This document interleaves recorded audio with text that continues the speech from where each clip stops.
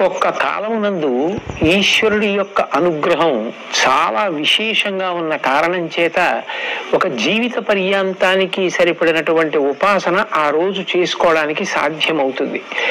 అటువంటి వాటిలో ఒక తిథి మహాశివరాత్రి. అందుకే జన్మానికి ఒక శివరాత్రి అని పేరు వచ్చింది. ఆ మహాశివరాత్రి మాఘమాసంలో వచ్చేటటువంటి కృష్ణపక్షంలో అర్ధరాత్రి వేళటికి చతుర్దశి పరివ్యాప్తమైతే దాన్ని మహాశివరాత్రి అని పిలుస్తారు. మనకి దక్షిణాయనం ఉత్తరాయణం రెండు ఆయనములు. ఇందులో శ్రావణ మాసంలో బహుళపక్షంలో వచ్చేటటువంటి అష్టమి తిథి నాటి అర్ధరాత్రి వేళ కరచరణాదులతో కృష్ణ పరమాత్మ ఆవిర్భవించారు. ఆయన అర్ధరాత్రి రావడానికి కారణం జగద్గురువై లోకమునకు అజ్ఞానపు చీకట్లు పోగొట్టి దేశకాలములతో సంబంధం లేకుండా అందరూ తరించడానికి వీలైనటువంటి ప్రస్థానత్రయంలో ఒకటైనటువంటి భగవద్గీతని ఇచ్చారు. మళ్ళీ అక్కడ నుంచి 6 నెలలు లెక్క పెడితే మాఘమాసం వస్తుంది. శ్రావణం నుంచి భాద్రపదం, ఆశ్వీజమాసం, కార్తీకం, మార్గశీర్షం, పుష్యం, మాఘం. ఈ 6 నెలల్లో 6వదైనటువంటి మాఘమాసంలో వచ్చినటువంటి కృష్ణపక్ష చతుర్దశి అర్ధరాత్రి వేళ పరమశివుడు లింగాకారంగా ఆవిర్భవించాడు.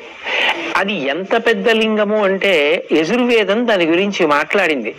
ఆ పాతాళ నభస్థలాంత భవన బ్రహ్మాండ మావిస్ఫురత్ జ్యోతిస్పాటిక లింగమౌళి విలసత్ పూర్ణేందు వాంతామృతై హస్తోకాప్లుతమేకమీశమనిశం రుద్రాను వాకాన్ జపన్ ధ్యాయేత్ ఈప్సిత సిద్ధయే ధ్రువపదం విప్రోభిషించేచ్చివం బ్రహ్మాండ వ్యాప్త దేహ భసిత హిమరుచాభా సమానా భుజంగై కంఠే కాళాః కపర్దా కలిత శశికళాశ్చండ కోదండహస్తా త్రిక్షా రుద్రాక్షమాలా సులలిత వపుష శాంభవా మూర్తిభేదా రుద్రాశ్రీ రుద్రసూక్త ప్రకటిత విభవాన ప్రయచ్చస్తు సౌఖ్యం అంది. పాతాళం కన్నా కింద నుంచి పైన ఉన్నటువంటి అంతరిక్షం కన్నా ఇంకా పై వరకు ఒక జ్యోతిర్లింగము ఆవిర్భవించింది. అర్ధరాత్రి వేళ బాగా కంటిని ఆకర్షించేది ఏది అంటే జ్యోతి. శ్రావణ మాసంలో అర్ధరాత్రి వేళ జ్యోతి స్వరూపుడై జగదాచార్యుడై కరచరణాదులతో కృష్ణ పరమాత్మ వచ్చారు. 6 నెలల తరువాత అర్ధరాత్రి వేళ కరచరణాదులు లేవు, కానీ ఒక రూపం ఉన్నది. అందుకే అరూపరూపి అంటారు శివలింగాన్ని.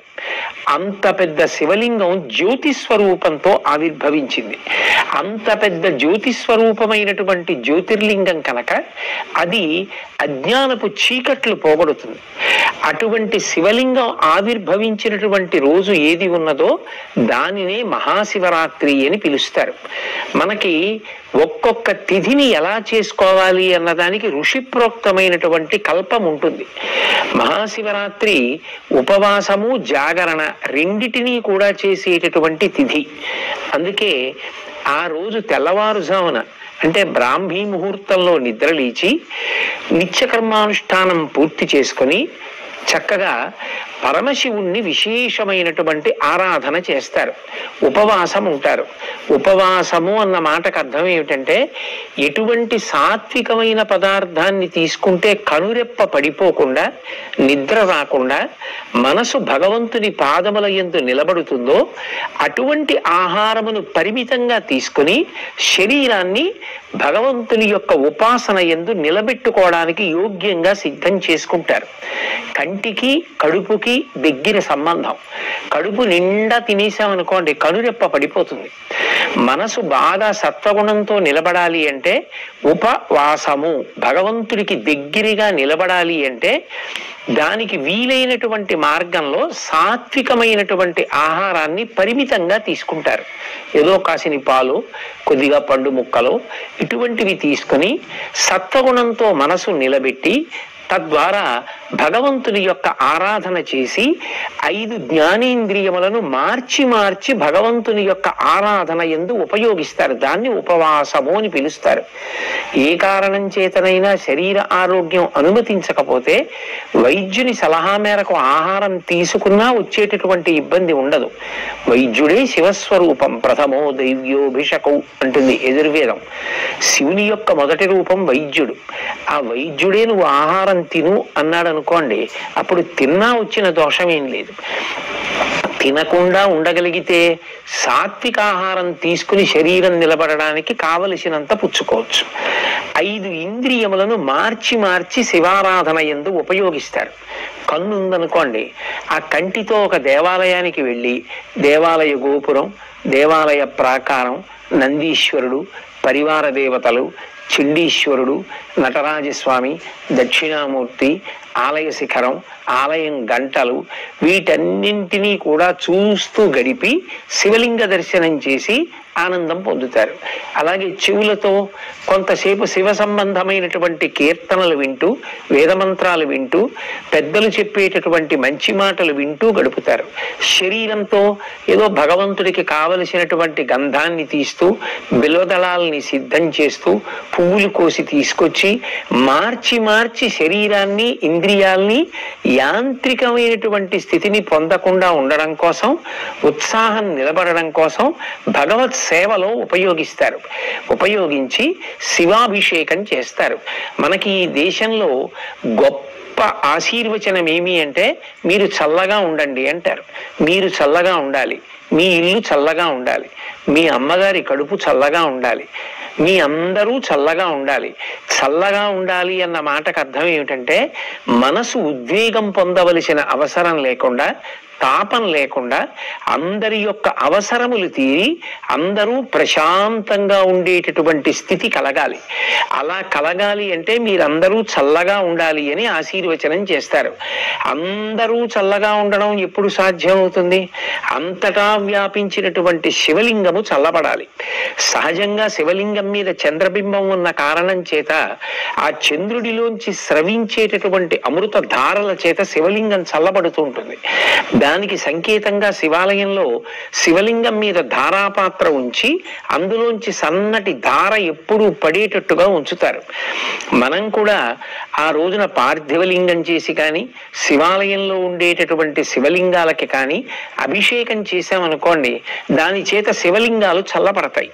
లింగం చల్లబడింది అన్న మాటకు అర్థం ఏంటంటే, ఒక్క నా ఊరు, నా కుటుంబం, నా వీధి కాదు, అందరూ చల్లగా ఉండాలి. ప్రపంచంలో ఉన్న వాళ్ళందరూ చల్లగా ఉండాలి. ఎవరి మధ్య వైషమ్యాలు ఉండకూడదు. అందరూ ప్రశాంతంగా ఉండాలి. మనిషి ఉద్వేగపడడానికి కారణం ఆకలి. ఆకలి వేసి అన్నం దొరకకపోయినా ధర్మం నిలబడదు.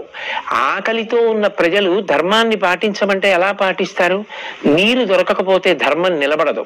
అందుకే అందరి అవసరాలు తీరాలి. తీరాలంటే భగవదనుగ్రహంతో పడవలసినటువంటి వర్షములు సకాలంలో పడాలి. శం ద్విపదే, శం చతుష్పదే, 2 కాళ్ళున్న ప్రాణులే కాదు, 4 కాళ్ళున్న ప్రాణులు కూడా కడుపు నిండా ఆహారం తిని అంతటా చల్లబడి అందరూ చల్లగా సంతోషంగా ఉండాలి. ధర్మ మార్గంలో నడవాలి. ఎవరు ఎవరిని చెనకకూడదు. దాని వలన శాంతి కలగాలి. అటువంటి స్థితి కలగాలి అంటే అది కేవలం ఏదో ఒక విషయాన్ని చేస్తే కుదిరేది కాదు.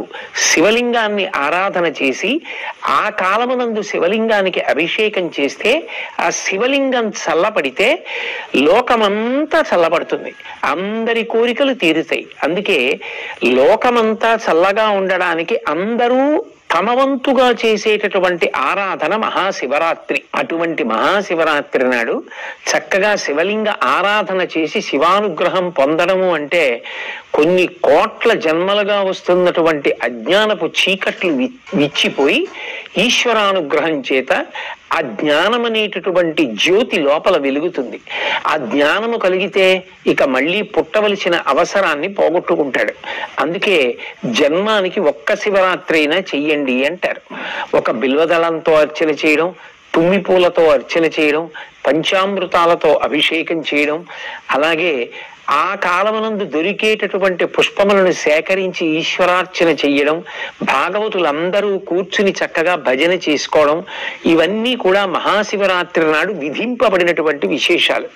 దీనితో పాటుగా జాగరణ అనేటటువంటిది మిగిలినటువంటి ఏ తిథి నాడు కనపడనిది ఒక్క మహాశివరాత్రి నాడే కనపడుతుంది. జాగరణ అన్న మాటకు అర్థం ఏమిటంటే మెలకువగా ఉండుట. సాధారణంగా మనందరం మెలకువగా ఎప్పుడు ఉంటాం? పగటి వేళ మెలకువగా ఉంటాం. రాత్రి వేళ నిద్రపోవడం విధింపబడింది. నిద్రపోవాలి తప్ప నిద్రపోకుండా తెలివిగా ఉండకూడదు. కానీ ఒక్క మహాశివరాత్రి నాడు మాత్రం జాగరణ చేస్తారు. జాగరణ అంటే కేవలం తెలివిగా ఉండడం, కేవలం నిద్రపోకుండా ఉండడం అని కాదు దాని అర్థం.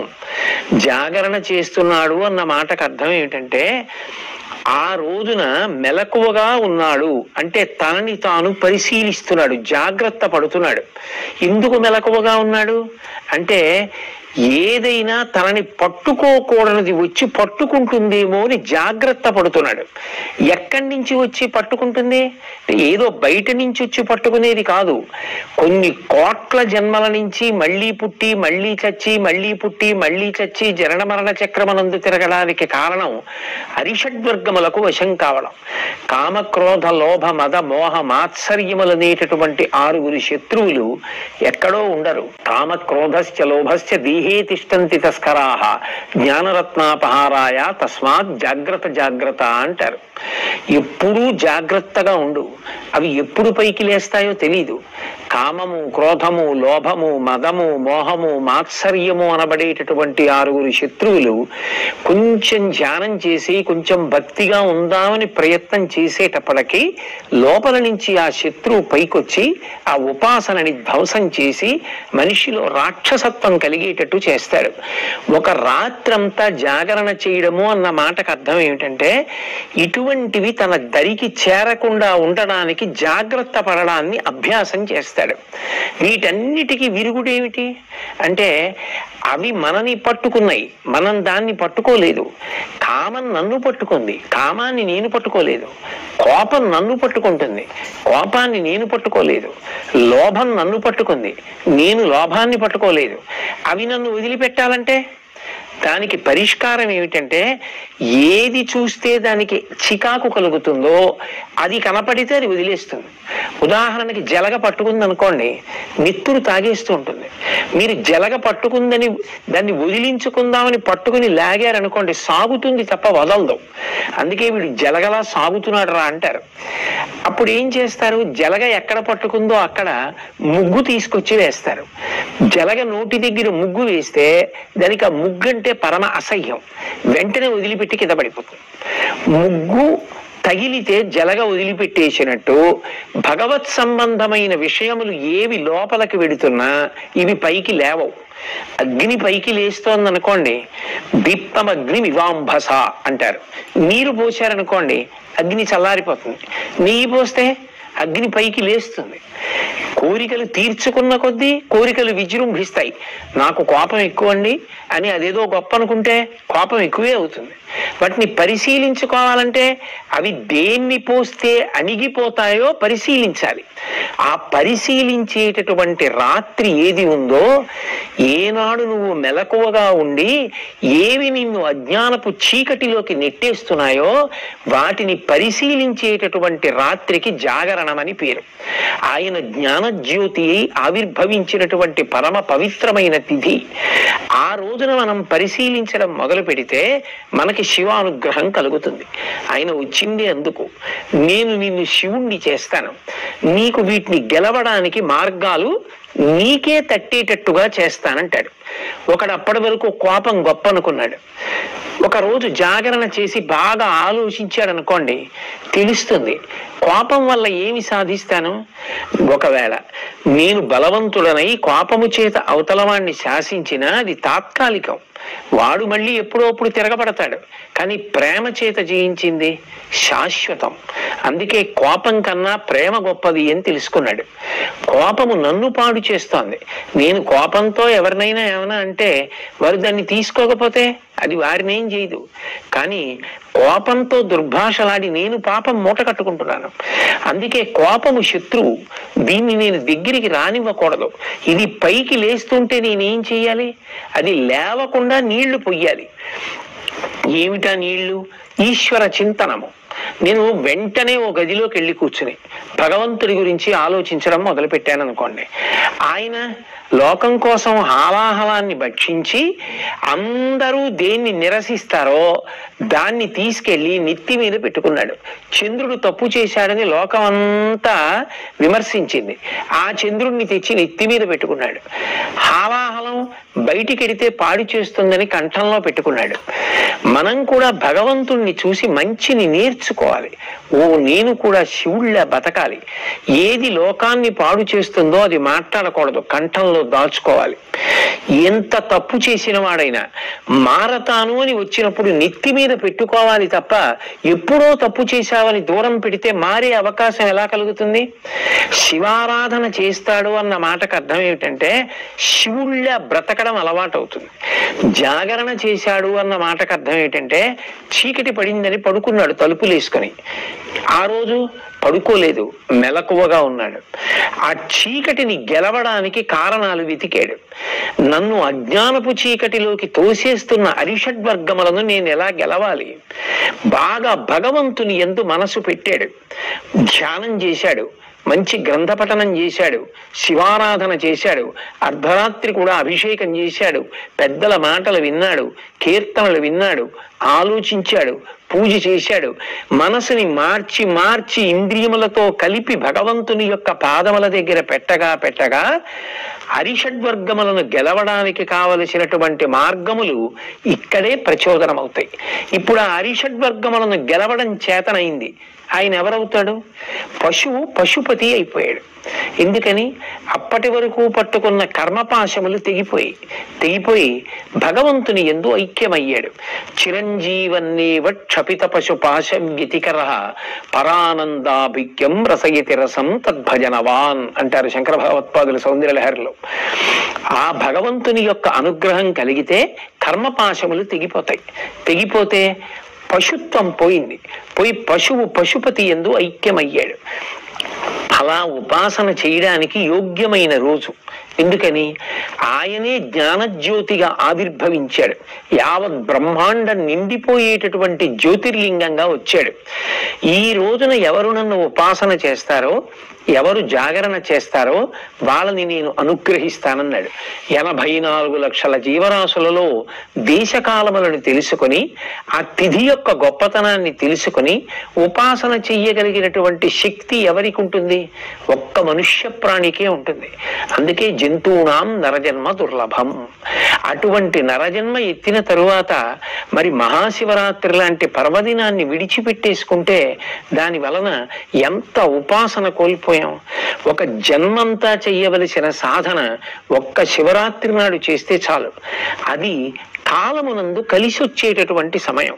పిల్లవాడు సంవత్సరం అంతా ఎంత కష్టపడి చదివాడు పక్కన పెట్టండి. పరీక్షకి వెళ్ళి రాయడం మొదలుపెట్టిన తర్వాత దూరంగా ఎక్కడి నుంచో వాడికి ఇష్టమైన పాటలు వినపడుతున్నాయి. ఆ ఒక్క 2 గంటలే వాడు పరీక్ష మీద దృష్టి వదిలిపెట్టి పాటల మీద దృష్టి పెట్టాడు. ఏమైంది? సంవత్సర ఫలితం పోయింది. సంవత్సరంలో కొంత భాగం బాగా చదువుకున్నాడు, కానీ ఇప్పుడు ఆ పాటలు వినకుండా ఇప్పుడు దీని మీద దృష్టి పెట్టాడు. ఎవడు ఆ సమయంలో దృష్టి పెట్టాడో వాడు సంవత్సరం అంతా బాగా చదువుకుని పరీక్షలో పాటల మీద దృష్టి పెట్టిన వాడికన్నా ఎక్కువ ఫలితాన్ని సంపాదిస్తాడు. ఆ కాలమునందు విలువ ఉంటుంది. పరీక్ష ఆ కాలమునకు ఒక విలువ, ప్రాతకాలము దానికి ఒక విలువ, మధ్యాహ్నము దానికి ఒక విలువ, సాయంత్రము దానికి ఒక విలువ. ఒక సంవత్సరం మొత్తానికి కాదు, ఒక జీవితం మొత్తానికి నరజన్మకి అత్యంత గొప్ప తిథి ఏది అంటే మహాశివరాత్రి. ప్రతి నెల మాస శివరాత్రి వస్తుంది. దాన్ని మహత్శబ్దంతో పిలిచారు. మహాశబ్దంతో పిలువబడినటువంటి తిథులు మీకు కనపడవు. మహాశివరాత్రి అంటే ఇక ఇంతకన్నా నువ్వు ఉపాసన చేయడానికి తేలికైనటువంటి రోజు రాదు. అందుకే ఆ రోజు మీరు తెలిసి చెయ్యండి, తెలియక చెయ్యండి, కొన్ని కోట్ల రెట్ల ఫలితాన్ని భగవంతుడు అనుగ్రహించేస్తాడు. ఏదో ఎవరో శివరాత్రి ఏదో భగవంతుడి దగ్గరికి వెడదాం ఇవన్నీ ఆలోచించలేదు. ఆయన ఆవు కట్టుకొయ్యి నుంచి పలుపు తప్పించుకు పరిగెత్తింది, ఆయన ఆవు కోసం పరిగెత్తాడు. ఆవు శివాలయంలో దూరింది, ఆయన దూరాడు. ఆవు శివాలయం చుట్టూ తిరిగింది, ఈయన ఆవు కోసం తిరిగాడు. ఆవు బయటికి పోయింది, ఈయన బయటికి పోయాడు. కానీ ఈశ్వరుడు అంటాడు, ఇవాళ మహాశివరాత్రి, నువ్వు తెలిసి వచ్చావో తెలియకొచ్చావో నాకు అనవసరం. ఆవు కోసం వచ్చావో దూడ కోసం వచ్చావో నా చుట్టూ తిరిగావు కదా, నువ్వు ఇవాళ చేసిన ప్రదక్షిణాన్ని కోట్లతో హెచ్చించి నీకు ఫలితాన్ని ఇస్తున్నానంటాడు. అంటే ఒక్కొక్క కాలమునందు చేసేటటువంటి ఉపాసనకి అంత శక్తి ఉంటుంది. అయినప్పుడు ఇంత గొప్ప తిథి మనకి దగ్గరలో ఉన్నప్పుడు మనం దాని గురించి తెలుసుకుని సమాయత్తమై మనకి శరీరం ఎంతవరకు అనుమతిస్తే అంతవరకు, ఆరోగ్యం ఎంతవరకు అనుమతిస్తే అంతవరకు, మరీ ఛాందసత్వానికి పోకుండా, శక్తి ఉన్నప్పుడు చెయ్యగలిగేది విడిచిపెట్టకుండా సమతౌల్యాన్ని పాటిస్తూ మనసుని భగవంతుని యందు పెట్టడం అన్నది ప్రధానం చేసుకొని ఇంద్రియములతో కలిపి మనసుని మార్చి మార్చి భగవంతుని యందు పెట్టి ఆయన చేసిన ఉపకారములను స్మరించి మనం భగవంతుని యందు చేరిపోవడానికి నరజన్మ అనేటటువంటిది అత్యంత ప్రధానమైనది. కాబట్టి సద్వినియోగం చేసుకోవడానికి అపూర్వమైనటువంటి రోజు ఈ మహాశివరాత్రి.